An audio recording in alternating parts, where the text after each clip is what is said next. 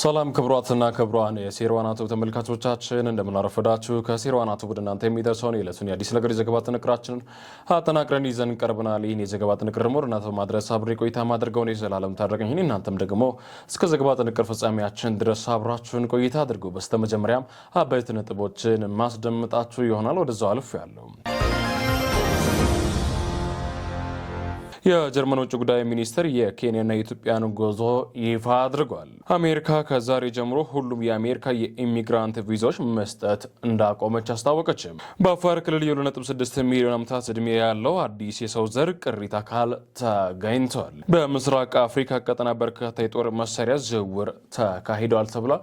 እነዚህን ዘገባዎች ምንዳስስ ይሆናል። ሌሎች ተጨማሪ ብዙ ዘገባዎችም አሉን። ወደ ትንታኔው ዘገባዎች አልፍ ያለው የጀርመን ውጭ ጉዳይ ሚኒስትር የሐሰን ቮፕል በምስራቅ አፍሪካ ለሁለት ቀናት በሚቆየው ጉዟቸው ኬንያና ኢትዮጵያን እንደሚጎበኙ ተገለጸ።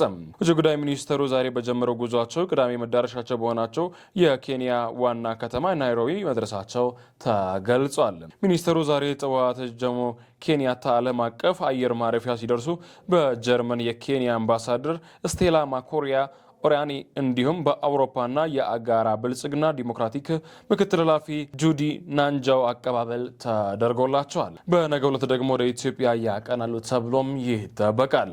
በኬንያ ቆይታቸው ናይሮቢ ውስጥ ከኬንያ ፕሬዚዳንት ዊሊያም ሩቶ ጋር ይወያያሉ ተብሏል።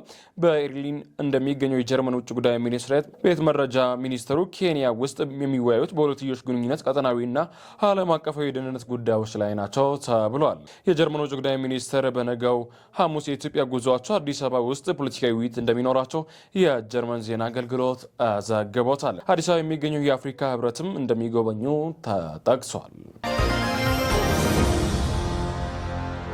አሜሪካ ከዛሬ ጀምሮ ሁሉም የአሜሪካ የኢሚግራንት ቪዛ መስጠት እንዳቆመች ይፋ አድርጋለች።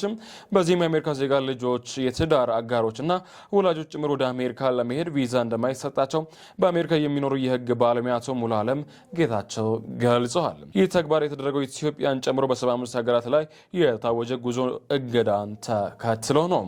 ይህ እገዳ ከሁሉም በላይ የአሜሪካ ዜጎችን ከሚስቶቻቸው ልጆችና ወላጆቻቸው የሚነጥል ነው ሲሉ የሕግ ባለሙያው ገልጸዋል። የአሜሪካ ስቴት ዲፓርትመንት የውጭ ሀገር ዜጎች ዳይቨርሲቲ ቪዛ ጨምሮ ወደ አሜሪካ ሄደው በቋሚነት መኖር ሲፈልጉ የሚሰጣቸው ቪዛ ኢሚግራንት ቪዛ ሂደት ኢትዮጵያን ጨምሮ በ75 ሀገራት እንደሚቋረጥ አሳውቆ እንደነበር የማይዘነጋ ነው። በዛሬው ዕለት ደግሞ ውሳኔውን አፈጻጸሙን ይፋ አድርጎታል።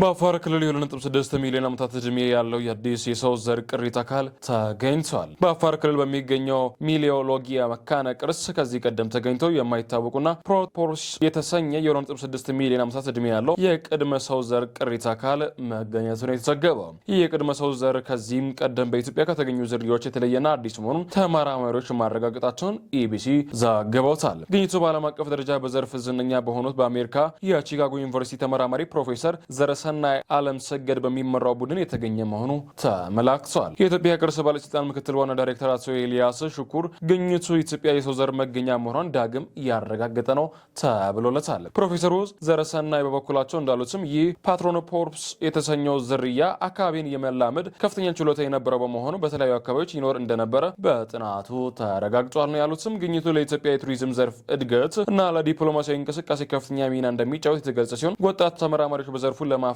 ትልቅ መነሳሳት ይፈጥራል ሲልም አክለው ተናግረዋል። በምስራቅ አፍሪካ ቀጠና በርካታ የጦር መሳሪያ ዝውውር ተካሄደ። ሶማሊያ ከተባበሩት አረብ ኤሚሬትስ ጋር የነበራትን ስምምነት ከሰረዘች በኋላ የተባበሩት አረብ ኤሚሬትስ ወታደራዊ ቁሳቁሶችን ከሶማሊያ ወደ ኢትዮጵያ እንዲሁም ወደ ሀገሯ አዘዋውራለች ነው የተባለው። እንደ ሱዳን የስለላ ምንጭ ገለጻ ደግሞ የሱዳኑ ፈጥኖ ደራሽ ጦር ከሰርቢያ 6 ተዋጊ አውሮፕላኖችን ዙ-24 እና ሚግ-25 መግዛቱ ታውቋል ብሏል። ጅቡቲን ጨምሮ ከሰሞኑ በምስራቅ አፍሪካ ቀጠና በርካታ የጦር መሳሪያ ዝውውር መካሄዱ ነው በቢቢሲ የተዘገበው። የአሜሪካው ፕሬዝዳንት ዶናልድ ትራምፕ የኢትዮጵያን ጠቅላይ ሚኒስትር አብይ አህመድና የግብፁን ፕሬዝዳንት አብዱል ፈታህ አልሲሲን ማግኘት እንደሚፈልጉ ተናገሩ።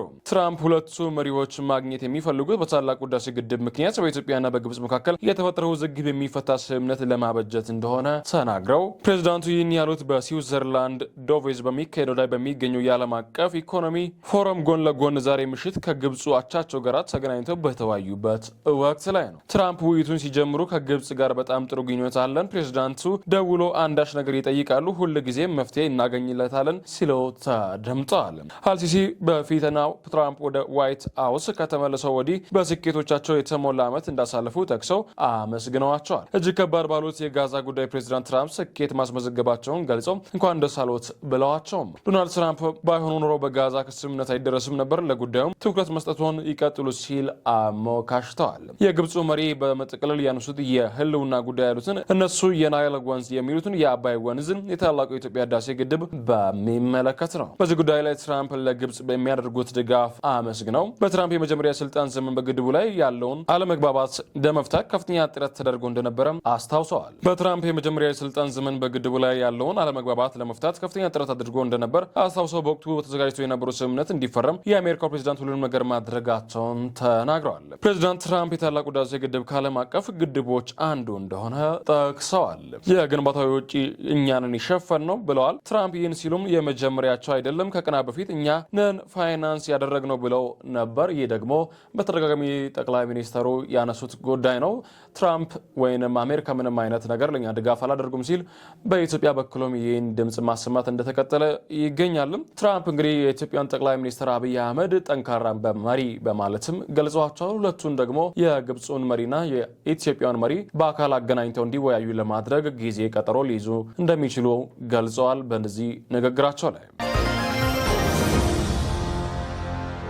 ከሀገር የተሳገዱ ከ15,000 በላይ ኢትዮጵያውያን ህጻናት በጅቡቲ ጎዳናዎች እንደሚገኙ በ3 ዓመታት ፍልሰት ከተመለሱ 500,000 ዜጎች 10,000 የሚሆኑ ህጻናት እንደሆኑ የሴቶችና ማህበራዊ ጉዳይ ሚኒስቴር ለተከፌ ኢትዮጵያ ገልጿል። የሚኒስትሩ ሚኒስትር ዴኤታ ወይዘሮ ሀሪያሊ ህገ ወጥ ሰዎች ዝውውር በተመለከተ በጠቅላይ ሚኒስትር የሚመራ ምክር ቤት እንዲኖር እየተሰራ መሆኑን ገልጸዋል። በሚኒስትሩ ህገ ወጥ ሰው ዝውውር መከላከልና የተመላሸ ዜጎች ጉዳይ መሪ ስራ አስፈጻሚ አቶ ደረጀ ተግብላይ የ14 ዓመት ታዳጊዎችን ጨምሮ ከሀገር እንደሚወጡ በርካታ ህጻናት ጨምሮ መንገድ ላይ እንደሚወጡ ለአሸባሪነት ለትውትርና እንደሚመለሱም አካላቸው እንደሚሰረቅ ጭምር ለተከፌ ኢትዮጵያ ተናግረዋል። አሁን ደግሞ እነዚህን መልሶ ወደ ሀገር ውስጥ ለማስገባት እየተሰራ እንዳለ ተናግረዋል።